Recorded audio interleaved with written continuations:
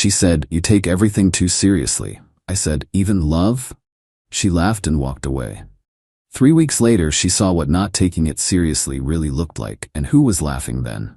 I, 30 male, am an analyst. I spend my days looking at data, finding patterns, and assessing risk. It's not a flashy job, but I'm good at it, and it's afforded me a very comfortable life. My girlfriend, Maya, 28, is not an analyst. She's a visionary, a creative force, a free spirit. Her words. We've been together for 2 years. For most of that time, her vision was what I loved about her. She was exciting, spontaneous, and saw the world in colors I didn't. I saw it in spreadsheets. About 8 months ago, she came to me with her biggest vision, a high-end, curated consignment boutique. Not a dusty thrift shop, but a place for the city's elite to resell their $5,000 handbags and last-season runway pieces. She called it Elon. She had the passion. I had the capital. I loved her. I believed in her. But I'm still an analyst. I put up $80,000 of my own savings. I didn't just hand her a check. I formed an LLC. I hired a lawyer to draft the operating agreement. I took an 80% stake for my $80K capital, and she got 20% for her sweat equity and curation. I signed the 2-year commercial lease on a small, chic spot in a trendy neighborhood. I set up the business bank account. I was the investor. She was the face. This was my one smart, risk-assessing move. For 6 months, it was great. She was energized, sourcing inventory, designing the interior. I was happy to see her happy, even as the startup costs kept climbing. Then about 2 months ago, Bastien, 30M, showed up. He was a branding guru she'd met at some networking event. He had floppy hair, wore scarves indoors, and spoke exclusively in buzzwords. "We're not just selling clothes, Leo, we're selling synergy." He was, in short, a complete tool. Suddenly, Maya's vision required Bastien's input on everything, and his input was expensive. "Leo, Bastien thinks the logo is too static. We need a full redesign. It's only $5,000. "Leo, Bastien says our web presence is weak. He knows a guy who can build a custom portal for $10,000. I started checking the business debit card statements. I'm the only one with login access to the main account. She just has the card. The charges were weird. Client dinner at Le Serpent for $12 on a Monday night. The store wasn't even open. Strategy retreat at the Ember Hotel, $1,250, a hotel with a notorious spa. Consulting fee BV, $5,000. And another one a week later, consulting fee $5,000. I waited for her to come home to the apartment, my lease, my name. She just lives here. She waltzed in around 11 p.m., smelling like champagne and someone else's cologne. "Hey babe," she said, kissing the air near my face. "Maya, we need to talk. These business expenses are insane. You've paid Bastien $10,000 in 2 weeks. And what was the $1,200 hotel retreat?" She tossed her keys in the bowl. "Oh my God, Leo, relax. It's just networking. You have to spend money to make money. Bastien has connections. That retreat was just us planning the Q4 launch. You wouldn't get it." "I get spreadsheets, Maya. And this spreadsheet says you're bleeding my investment on dinners and spas. What's really going on with you and this guy?" She finally turned to look at me, and her face was just bored, annoyed, like I was a fly. "You take everything so seriously, Leo. It's just a project. It's just money. It's boring." My stomach went cold. Just a project? My $80,000 is just a project? I stood up. "What about us? Is that just a project too? Even love, Maya?" She laughed, not a little giggle. A full, throaty, pitying laugh, like I just told a really stupid, childish joke. "Ugh, Leo, you're so heavy." She picked up her purse, a $3,000 designer bag I'd bought her, and walked out the door. Just walked away. I stood there in the quiet for a long time. That laugh, it echoed. It wasn't a "we're in a fight" laugh. It was a "you don't matter" laugh. And that's when something in me just clicked, switched off. The analyst took over. She's right. I take things too seriously. I took her seriously. I took her dreams seriously. My mistake. She thinks it's just a project. Fine, I'll treat it like one. A failed one. She's been planning a massive grand opening gala. It's in 3 weeks. She's been sending out invites, talking to caterers. She thinks she's launching a brand. She has no idea I'm about to launch the liquidation. I opened my laptop and emailed my lawyer. Time to dissolve an LLC. Update 1. 1 week later. It's been a week since the laugh. I haven't seen Maya. She's been crashing at Bastion's, I assume. I don't care. I've been busy. My lawyer, a sharp woman named Alana, was almost giddy. This is why we draft ironclad operating agreements, Leo. You own 80%. You are the sole signatory on the lease. You have every right to dissolve the LLC, absorb the losses, and liquidate the assets. What about the lease? I asked. You'll have to negotiate a termination. Probably pay a penalty, but it's better than funding a sinking ship for 2 years. The first thing I did was the deep dive. I pulled the full, itemized bank statements for the LLC. It was so much worse than I thought. She hadn't just been paying Bastion's consulting fees. She'd been paying for everything. $2,100 for a new laptop, tagged as office hardware. $800 for luggage, tagged as inventory transport. Weekly charges at Les Serpents, the Ember Hotel, Perigee, all coded as client meetings. She'd spent $32,000. Stolen. It was just straight up theft. My hands weren't even shaking. I just felt cold. Efficient. This wasn't a girlfriend making a mistake. This was a con artist. And I was the mark. Step 1. The account. I walked into the bank, showed my ID, and the LLC documents proving I was the managing member. I froze the account. Not closed, frozen. All transactions blocked, including the debit card she had. I didn't have to wait long. About 4 hours later, my phone rang. Leo! She wasn't laughing now. She was shrieking. My card, it declined. At the printers. For the invitations, Leo. The grand opening invitations. What did you do? I put my feet up on my desk. Oh, that's weird. Must be a security flag. The bank's probably just being overly cautious. Well, fix it, she screeched. I have to pay the deposit. I have to pay Bastien. He's waiting for his payment. This is so embarrassing. Bastien needs his payment. The audacity. Gosh, Maya, I'm really busy with a project at work. You know how I am, always taking things so seriously. I let that hang in the air. I'll look into it when I get a chance. You might have to cover it for now. Cover it? With what? You know I don't have that kind of money. That's what the business is for. You fix this, Leo. You fix it now. Sorry, you're breaking up, I said to the crystal clear line. Talk later. Click. I blocked her number. Step 2. The landlord. I met with the commercial property manager. He was a gruff older guy who'd seen it all. She's running it into the ground? He asked. She's run it. Past tense. I'm dissolving the LLC. I need out of the lease. He sighed. That's a 2-year note, son. You signed it. I know. What's the penalty? We haggled. He was tough, but I was motivated. We settled on a termination fee, $15,000. It was 3 months' rent. I wrote him a check from my personal account. The space needs to be broom swept and empty by the 20th, he said. That's 2 weeks from now. It'll be empty by Friday, I replied. Step 3. The assets. I spent the next 3 days at Alon. I hired a consignment broker, not to sell the stuff but to buy it. In bulk, all the designer bags I paid for, the racks of high-end clothes I sourced, the custom-built antique counter that I spent $10,000 on.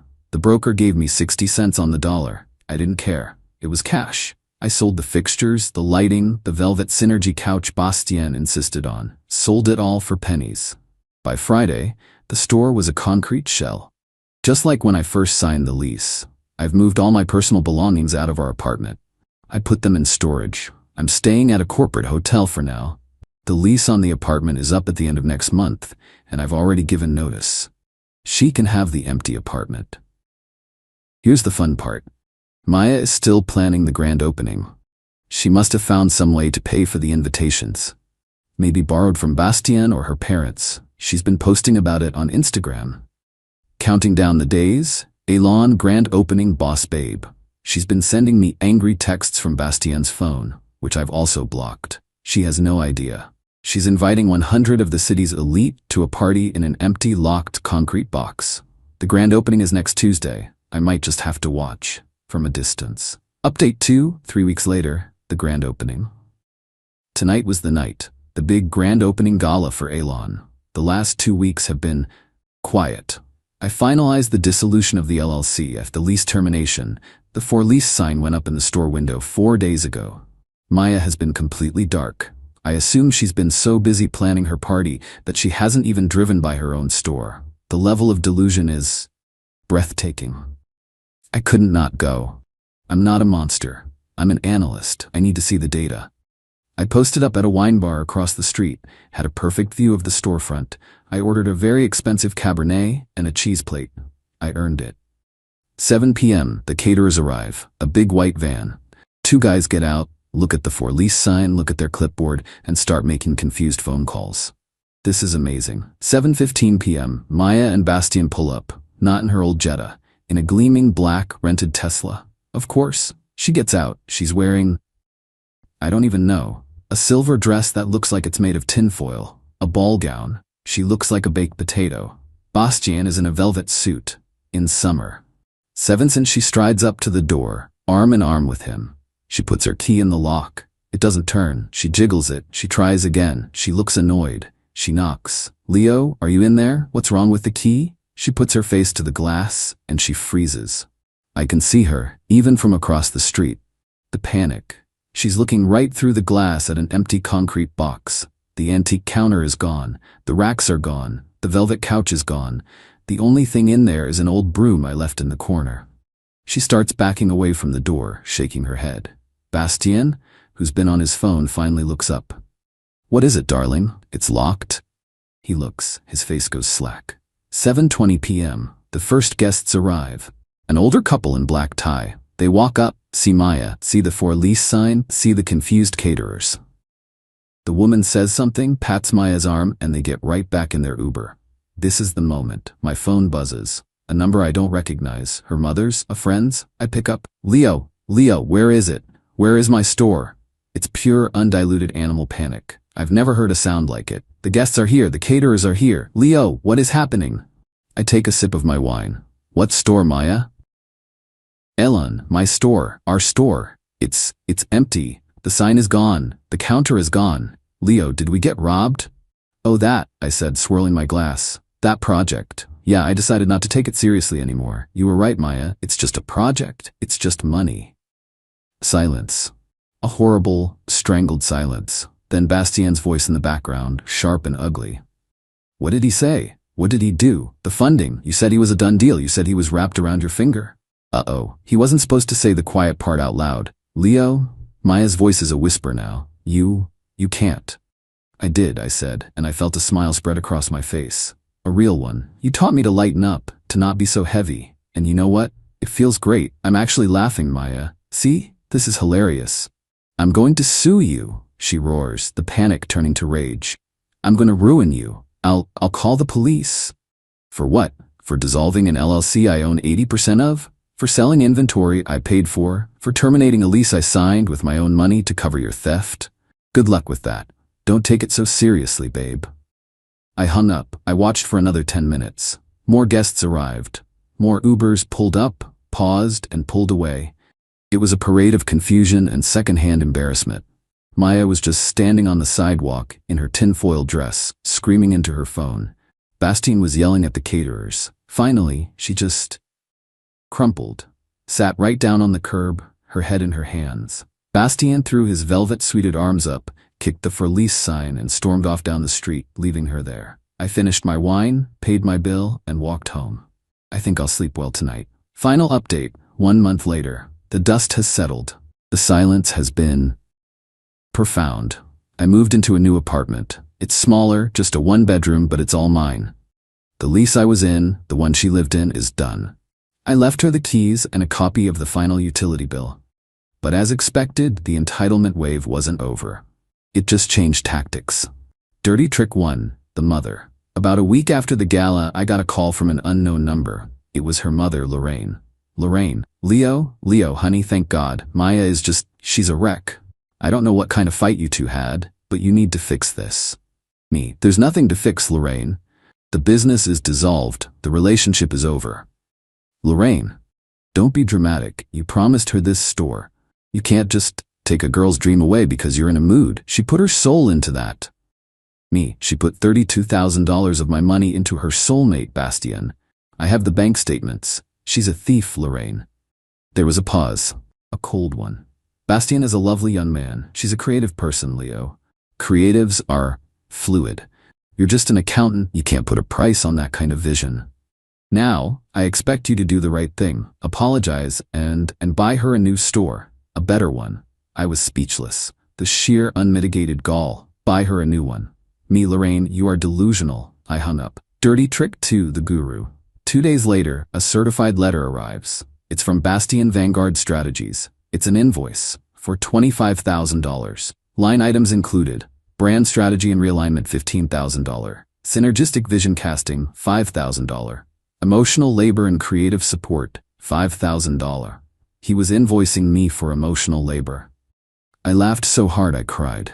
My lawyer, Alana, did not laugh. She was furious. Her response letter was a work of art. It was not sent to Bastien. It was sent to the district attorney's office. It included my LLC agreement, the bank statements showing every single transfer to Bastien, the hotel bills, the restaurant charges, and a very polite query about potential criminal fraud and conspiracy to defraud an investor. She CC'd Bastien on it. The Vanguard Strategies website was offline within an hour. I have not heard from Mr. Bastien since. The legal fallout. Maya did try to sue. She found a lawyer who works on contingency. That lawyer sent me a very threatening letter demanding $150,000 for breach of contract, theft of intellectual property, the Elon name, and intentional infliction of emotional distress. Alana sent back one box. Inside the box was the 80/20 LLC operating agreement, signed by Maya with the dissolution clause highlighted, the complete, itemized bank statements showing the $32,000 in fraudulent charges, the receipt from the consignment broker for the inventory, the signed lease termination agreement with the $15,000 penalty check stub. Maya's lawyer called Alana the next day, not to argue, to apologize. He said he was dropping her as a client, effective immediately, as she had grossly misrepresented the facts of the case. The final scoreboard. Maya? Broke. She's living with Lorraine. She's being hounded by the caterer, the rental company, and the printer for the bills she racked up for the party. She has no store, no money, and no rich accountant boyfriend. Has vanished. I suspect Alana's letter to the DA sent him scurrying back to whatever hole he crawled out of. Me, I'm out about $45,000. The $32,000 she stole. The $15,000 lease penalty, minus the $2,000 I got back for the fixtures. It's a $45,000 lesson. It's the stupidest, most expensive tuition I've ever paid. It stings. I'm not a hero. I'm an idiot who got played. I feel that. But I'm also free. I'm in my new apartment, drinking a cheap beer, looking at my own spreadsheets. I was vulnerable. I did take love seriously. She saw that as a weakness, a tap she could just open and drain. So I did what I do best. I assessed the risk, cut the loss, and liquidated the asset. I heard from an old mutual friend that Maya tells people I'm cold, calculating, and sociopathic. You know what? I can live with that. It's a hell of a lot better than being the heavy, boring guy who's too serious. She wanted me to lighten up. She just didn't like it when I did.